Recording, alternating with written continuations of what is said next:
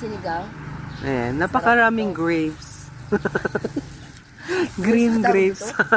For sinigang. For sinigang. Wow. Ayan, piso po isa dito. Okay. Ayan. Ito po yung ano, yung kapag may pag-ibig kayo, tas walang forever, bitter. Ang piyestahan. Magiging bitter. At maasim ang mukha. So ito po, yung mga ano, mga malalaki kaka-break up, Yan. pwede po kayong kumain ng ganito.